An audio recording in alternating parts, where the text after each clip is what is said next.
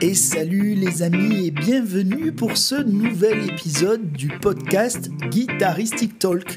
Alors je sais plus exactement à combien on est, mais ça me fait extrêmement plaisir d'être de retour. La semaine dernière il n'y a pas eu d'épisode, mais aujourd'hui on est de retour. Alors je suis tout seul encore une fois aujourd'hui. Alors cette fois-ci c'est pas de votre faute, c'est pas que vous m'avez pas contacté. C'est uniquement moi qui n'ai pas eu le temps d'organiser les choses pour faire un épisode avec vous, mais j'ai évidemment tous vos contacts et j'espère que ça va pouvoir se faire. Alors c'est difficile de sortir une vidéo par semaine, un live sur YouTube par semaine et un nouvel épisode de podcast chaque semaine. Alors il y a des fois, il y a des choses qui doivent sauter ou avec lesquelles je dois m'arranger, mais bon, c'est pas grave, aujourd'hui, nouvel épisode. Aujourd'hui, on va parler d'un sujet qui concerne évidemment beaucoup de guitaristes, pratiquement tout seul, et je veux parler de l'apprentissage en autodidacte. Alors évidemment, avec YouTube, les tablatures en ligne, les backing tracks, je sais pas moi, les applications interactives, on pourrait croire qu'apprendre seul, c'est devenu plus facile que jamais. Je sais pas. Est-ce que c'est suffisant ? C'est un petit peu la question que je me suis posée. Est-ce qu'on peut apprendre seul avec YouTube par exemple, avec mes vidéos, avec d'autres vidéos, ou est-ce que c'est quand même compliqué ? Est-ce qu'on peut vraiment tout apprendre sans l'aide d'un prof ou d'un mentor ou d'un groupe ? Et si oui, peut-être quels sont les pièges qu'il faudrait éviter ? Alors je sais pas vous, est-ce que vous apprenez la guitare en autodidacte ou est-ce que vous avez déjà pris des cours ? Dites-moi-le en commentaire, dites-moi si vous avez été autodidacte pendant longtemps et si vous avez été obligé ou si vous avez ressenti peut-être la nécessité de prendre des cours à un moment et pourquoi. Donc n'hésitez pas à me le dire soit dans les commentaires du podcast, ou soit peut-être sur les commentaires de YouTube, ou alors vous m'envoyez un message. Enfin, dites-moi un petit peu ce que, dans votre parcours, ce que vous avez ressenti, ou si vous êtes toujours autodidacte. Alors, ma réponse à cette question, c'est oui, on peut apprendre seul, mais certainement pas n'importe comment. Alors, quels sont les avantages d'abord d'être autodidacte ? Alors peut-être que le premier avantage, ça va être la liberté totale de ce qu'on va apprendre, de qu'est-ce qu'on va apprendre, de comment et de quand on va l'apprendre. On n'a pas de pression, on avance à son rythme, selon ses envies, selon ses dispos. Aujourd'hui, on a accès quand même à des milliers de ressources, qui soient gratuites ou payantes, ou des fois, comme les miennes, gratuites et payantes, si on veut aller un peu plus loin. Alors, mais c'est très bien, on a plein d'outils, plein de choses, mais alors, pourquoi certains autodidactes progressent et d'autres vont, à mon avis, stagner longtemps, voire, oui, vraiment, très rarement progresser, quoi. Alors, ceux qui réussissent, je crois qu'ils ont trois qualités. La première qualité, qui est sans doute la plus importante, c'est une réelle implication. Ils vont s'investir dans le long terme et ils vont s'investir en mettant beaucoup d'énergie pour aller chercher les informations, pour y passer du temps, pour organiser leur travail, etc. Ils vont aussi avoir un esprit extrêmement curieux. Ils vont chercher à comprendre au-delà des simples copier-coller qu'ils vont voir, par exemple, refaire exactement ce que l'autre a fait, une nouvelle rythmique, un nouvel enchaînement d'accords, et ils font le copier-coller, mais ils ne se poseront pas la question de comment ils vont pouvoir l'intégrer dans leur propre jeu, à quoi ça va servir, est-ce qu'ils peuvent remplacer tel accord par un autre accord qu'ils connaissent déjà, ou des choses comme ça. Donc, vraiment avoir cet esprit curieux et cet esprit de recherche qui va leur permettre de faire des liens entre ce qu'ils apprennent, ce qu'ils voient de nouveau et ce qu'ils connaissent déjà. Et donc, en fait, une compétence plus une compétence, ça ne fait pas seulement deux compétences, mais ça va en créer une troisième, en fait. Voilà. Donc, en fait, ça va être la troisième compétence qui va être le mix des deux premières et pas seulement une première et une deuxième. Vous savez, c'est un peu ce que je veux dire. Si vous apprenez, par exemple, une nouvelle rythmique et un enchaînement d'accords, le fait de pouvoir jouer cette nouvelle rythmique sur ce nouvel enchaînement d'accords, ça vous crée une troisième compétence. Et puis, peut-être que la troisième capacité, ça va être une capacité à s'auto-évaluer. Alors, ces gens-là vont savoir ce qui leur manque pour progresser. Ils vont avoir déjà la présence d'esprit de s'évaluer, de peut-être regarder quels sont leurs défauts, quels sont leurs freins, quelles sont les choses qui ne leur permettent pas d'avancer, quelles sont les choses qui sont des entraves à leur progression. Ils vont s'auto-évaluer comme ça pour pouvoir chercher des solutions bien ergonomiques pour progresser. À l'inverse, les gens qui galèrent vont tomber souvent dans 3 pièges, je crois. Le premier, ça va être très souvent le manque d'organisation. Ils vont apprendre des choses, mais dans le désordre, sauter d'un sujet à l'autre, sans trop de fil conducteur. On en a déjà parlé, du fait de papillonner sur Internet, et ça, c'est un réel manque d'organisation. Le deuxième défaut, ça va être sans doute la précipitation. De vouloir jouer comme un pro en 6 mois sans passer par des bases solides. Je le vois, là, je suis en train d'enregistrer ce podcast et je quitte un élève qui est venu ici dans mon école et alors lui, il fait des chants... il joue déjà, il a un groupe et il fait des chants catholiques, il joue dans des églises, etc. Et le problème, c'est qu'il est extrêmement autodidacte, donc très très bien, il joue beaucoup à l'oreille, mais il n'a aucune notion des accords qu'il joue. Donc il ne sait pas du tout le nom de l'accord sur lequel il est en train de jouer, c'est juste que son oreille lui a dit que c'était sympa, et ça c'est très bien, jusque-là, aucun problème. Sauf que il peut pas inventer une suite à ce qu'il a créé, sauf en étant extrêmement romantique, en regardant les étoiles et en essayant de trouver la suite en se chantant. Donc c'est bien, mais ça a ses limites, parce que sans la théorie, sans savoir ce qu'on joue, on ne peut pas forcément aller beaucoup plus loin, donc faire des transitions, trouver des basses étrangères, faire des choses comme ça. Donc ça le limite énormément, et le problème c'est que ça fait très longtemps qu'il joue comme ça. Donc, il a beaucoup de mal à se discipliner pour apprendre de manière un peu plus structurée. Bon, c'est pas grave, chacun son cas de figure, mais voilà. Donc, la précipitation, vouloir aller un peu trop vite et ne pas passer par les bases. Et le troisième défaut ou la troisième galère dans laquelle ils vont tomber, c'est ce que j'ai appelé l'illusion du savoir. C'est-à-dire, c'est comprendre une notion, mais ça ne veut pas dire savoir l'utiliser. Par exemple, connaître la gamme pentatonique, mais être incapable d'improviser avec. Donc vous savez, connaître le schéma, l'avoir bien sous les doigts, mais ne pas pouvoir en sortir des sons musicaux tels qu'on les a entendus chez d'autres. Donc ça, c'est l'exemple concret que je voudrais prendre, c'est par exemple un guitariste qui sait jouer la gamme pentatonique, mais qui n'a aucune idée de comment l'appliquer en improvisation. Donc il sait exactement où poser les doigts, mais ces solos, ils vont sonner, je sais pas moi, ils vont sonner plat, fade, mécanique, sans... voilà, ils vont pas sonner comme ce qu'ils ont entendu chez d'autres, quoi. Donc je ne sais pas si pour vous, c'est parmi les difficultés que j'ai citées, quelle est peut-être pour vous la plus grande difficulté en tant qu'autodidacte, si vous l'êtes, et comment vous réglez ça? Est-ce que d'abord vous l'avez analysé? Si oui, dites-moi en commentaire et envoyez-moi un message, dites-moi comment vous avez analysé cette difficulté et comment vous comptez passer, quelle stratégie vous comptez adopter pour passer au-delà de ça. On va reprendre ce cas concret de la gamme pentatonique et des positions parce que, vous savez, j'ai fait une formation là. En fait, j'ai fait 2 formations. Une formation sur la pentatonique mineure et ses 5 positions pour apprendre des licks, des phrases et apprendre à utiliser les positions de la gamme pentatonique mineure. Et j'ai fait la même chose avec la gamme pentatonique majeure et ses 5 positions. Donc ça, c'est disponible sur le site guitaristique, guitaristique.com.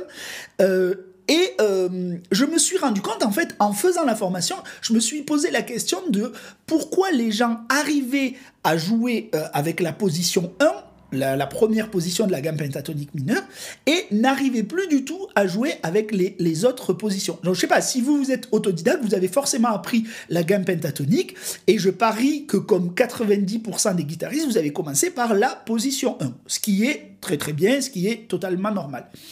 Mais pourquoi les gens bloquent sur cette première position? Bon, d'abord parce que c'est celle qui est enseignée partout, donc aucun problème, parce qu'on l'utilise dans tous les solos classiques de blues, de rock et de métal, et parce que passer aux autres positions, ça va demander un effort supplémentaire que beaucoup ne font pas. Mais si vous dépassez jamais la première position, vous allez forcément tourner en rond. D'accord, vous allez finir par jouer les mêmes plans encore et encore. Vos solos vont manquer d'air, de fluidité. Ils vont être très prévisibles parce que vous faites toujours la même chose. Même si vous changez de tonalité, vous allez faire toujours les mêmes plans, les mêmes doigtés. Donc ça va être... En plus, malheureusement, vous faites les mêmes doigtés, mais en général dans le même rythme. Donc c'est encore pire. Et vous allez exploiter qu'une toute petite partie du manche, une petite tessiture de votre instrument, alors que la pentatonique, on peut la jouer partout. Et quand je me suis posé cette question, je me suis demandé pourquoi les autres schémas, on n'arrivait pas à les faire sonner. Alors, très souvent, je pense que c'est parce qu'on veut aller beaucoup trop vite. Quand vous apprenez votre premier schéma de pentatonique, vous allez pouvoir y passer 6 mois, 1 an, 2 ans, 3 ans, avant même de vous poser la question de est-ce que vous devriez apprendre les autres schémas. Et quand enfin vous décidez à apprendre les autres schémas de la gamme pentatonique, en général, ceux-là, vous allez les survoler. C'est-à-dire que là où vous avez passé 1 an, 2 ans, 3 ans à rester sur le premier schéma, à le développer, à entendre les doigtés et les phrases que vous pouvez en tirer, quand vous décidez de passer aux autres, vous voulez apprendre les 4 autres schémas très très vite. Donc vous allez apprendre, comme je l'ai dit, le schéma digital sur l'instrument, donc vous allez voir le dessin du schéma, mais vous n'allez jamais passer du temps sur chaque schéma à apprendre à en tirer quelque chose.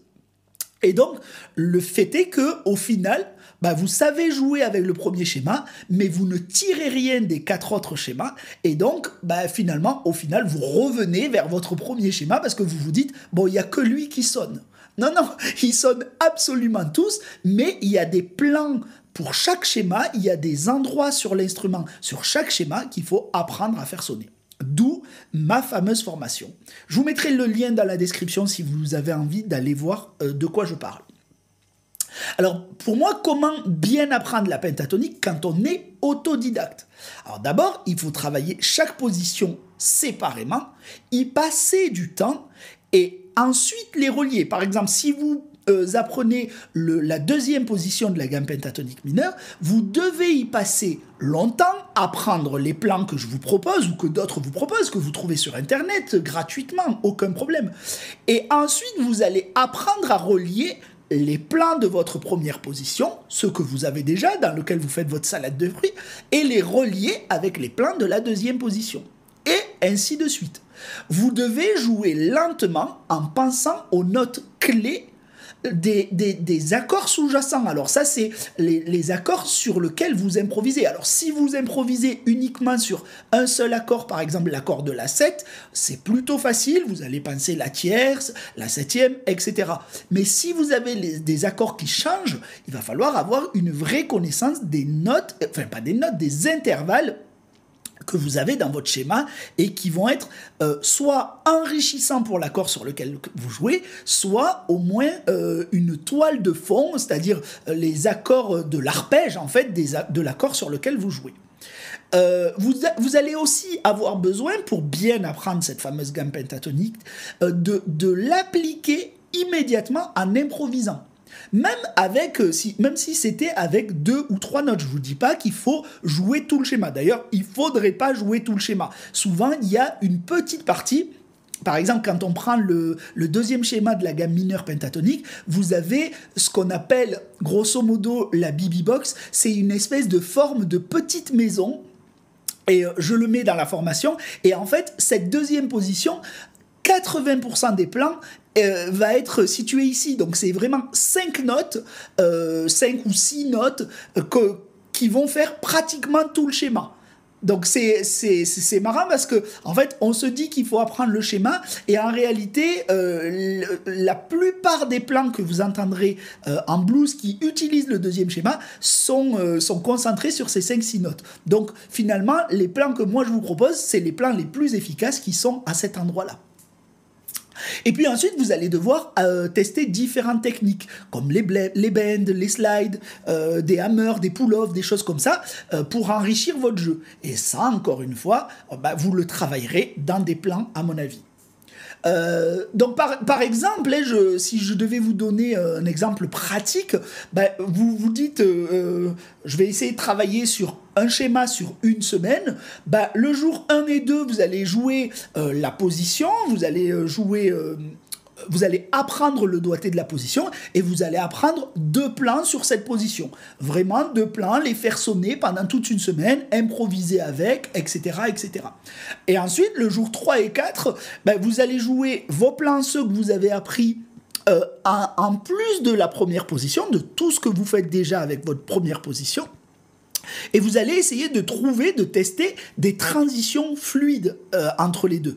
Donc faire de la salade de fruits entre les deux pour que 2 plans, un qui est sur la première position et un qui est sur la deuxième position, se relient de manière naturelle, le plus naturel possible. Et puis, vous allez peut-être travailler un plan de plus, c'est ce jour 3 et 4. Et puis à partir du jour 5, vous allez travailler, par exemple, 1 ou 2 plans de plus. Donc là, vous en serez déjà en une semaine à 5 plans et que vous allez mélanger, encore une fois, avec votre schéma de la première position.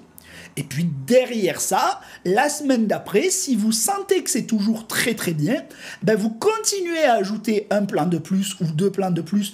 C'est vous qui voyez le rythme auquel vous arrivez à vraiment assimiler. Donc vous vous assurez toujours que quand vous improvisez, vous arrivez à placer les plans que vous aviez travaillé avant. Et puis vous commencez votre 3e schéma, votre 3e position. Et puis vous recommencez ça pour la 3e position. Donc normalement, apprendre les 5 schémas de la pentatonique, ça devrait vous prendre au minimum 1 mois.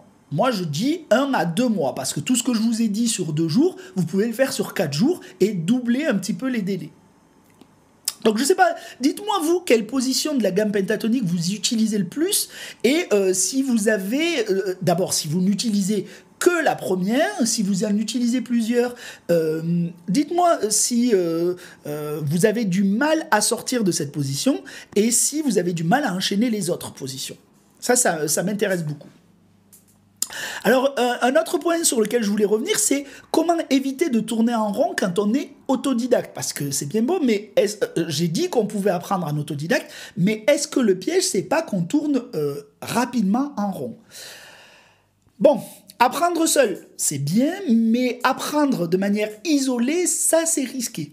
Alors, je vais vous proposer peut-être 3 stratégies pour éviter de trop stagner. La première stratégie, c'est de rechercher du feedback, de rechercher des retours d'autres personnes. Alors, une des choses qu'on peut faire, c'est se filmer en train de jouer et pourquoi pas analyser ses propres erreurs. Donc là, vous allez être peut-être la personne critique, le juge de votre propre travail.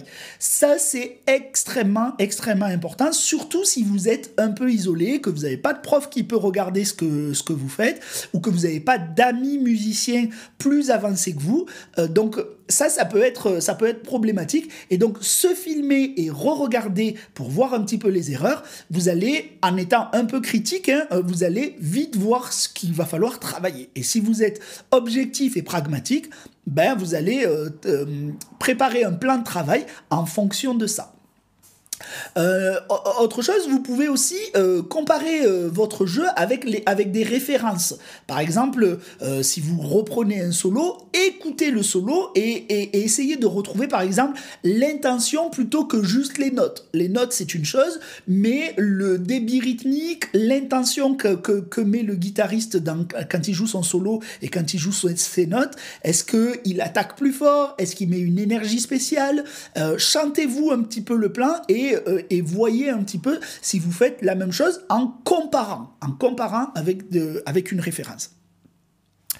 Un autre truc, c'est créer une progression logique. Donc c'est prenez le temps de vous poser devant une feuille avec un stylo et fixez-vous des objectifs extrêmement clairs. Par exemple, cette semaine, je bosse la position 2 de la gamme pentatonique, justement.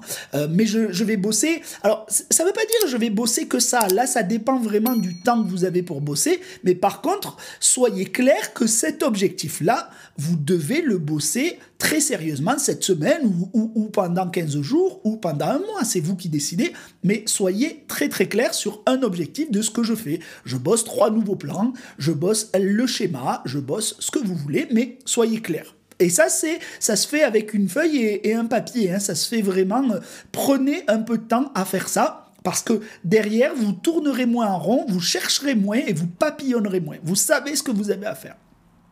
Ou un autre objectif, d'ici un mois, je veux réussir à enchaîner 3 positions sur un blouson là. Voilà, donc ça peut être très très intéressant de les travailler dans un certain ordre. Par exemple, vous travaillez, je ne sais pas si vous savez comment s'enchaînent les positions, mais vous avez autour de la première position, vous avez la position 5 qui est juste avant la première et la position 2 qui est juste après la première. Et donc de travailler ces 3 dans cet ordre-là, 1, 2 et 5, ben ça va élargir l'endroit où vous pouvez travailler votre solo sur le manche. Plutôt que d'apprendre la 1, la 2, la 3, la 4 et la 5. Ce qui va vous obliger à toujours aller, j'allais dire vers la droite, à monter dans les aigus. Non, essayez d'élargir votre zone autour de la position 1. Donc la 1, la 2 et la 5. Un autre truc, c'est s'autoriser à apprendre avec d'autres.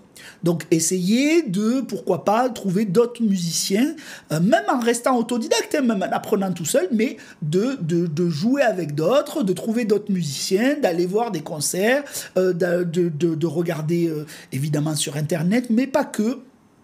Ou alors pas forcément regarder des tutos. Par exemple, regarder des concerts. Il y a plein de choses à apprendre quand vous regardez des concerts ou des gens jouer. Testez, pourquoi pas, si vous êtes déjà un petit peu plus courageux, testez les jams ou testez les collaborations en ligne. Je sais qu'il y a des choses comme ça. Ou simplement échanger avec d'autres guitaristes, hein, comme j'essaye de le faire avec vous. Pourquoi pas dans les podcasts, etc. Oui, c'est de ma faute cette fois-ci, si je suis tout seul, mais c'est pas grave. De toute façon, ce podcast, je le trouve extrêmement intéressant et je pense qu'il va parler à plus d'un d'entre vous. Donc, un autodidacte peut apprendre seul, mais il ne doit pas apprendre de manière isolée. Il ne doit pas rester tout seul. Donc, je sais pas, dites-moi vous quelle est votre plus grande difficulté en tant qu'autodidacte. Hein, dites-moi aussi si vous voulez une structure claire pour progresser à la guitare.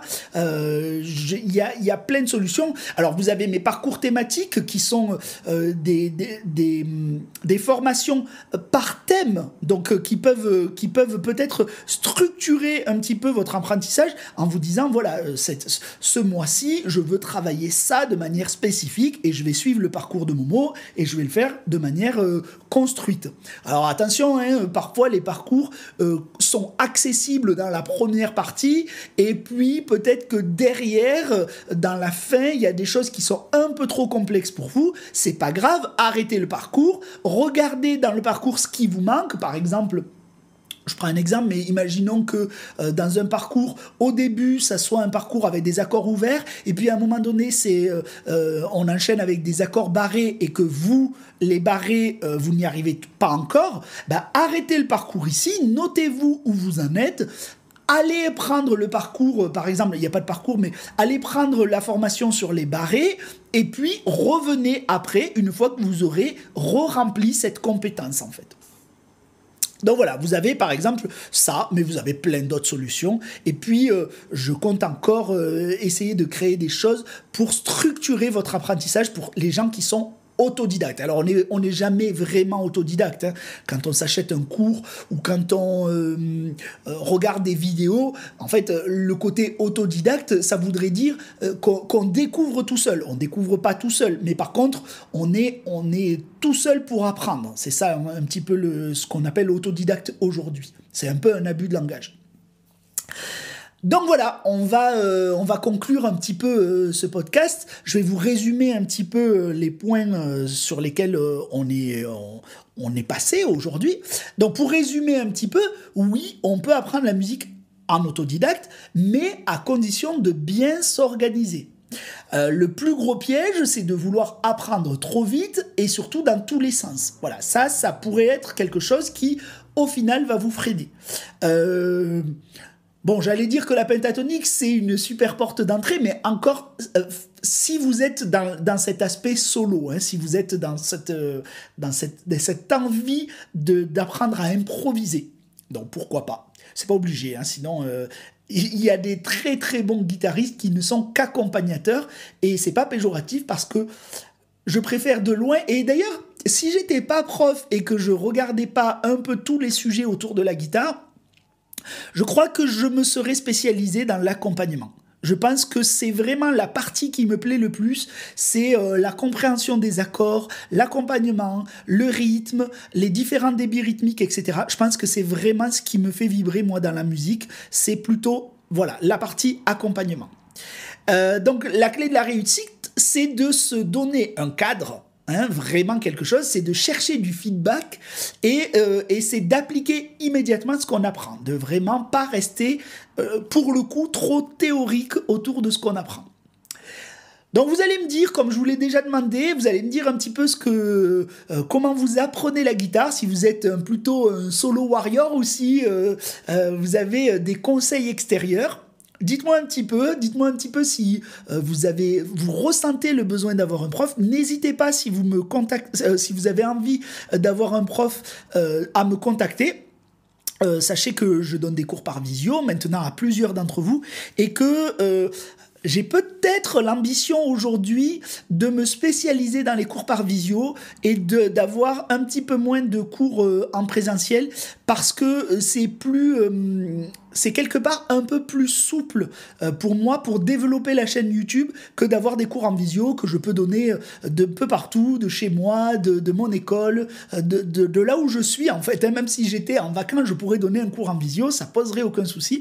Donc si vous avez besoin de cours en visio et que vous avez envie d'apprendre avec un prof, enfin avec moi en l'occurrence, avec ma pédagogie, vous commencez à la connaître, bah vous n'hésitez pas à me contacter. Vous avez un formulaire de contact pour ça sur le site guitaristique.com, www.guitaristique.com. Je vous remettrai le lien évidemment dans la description.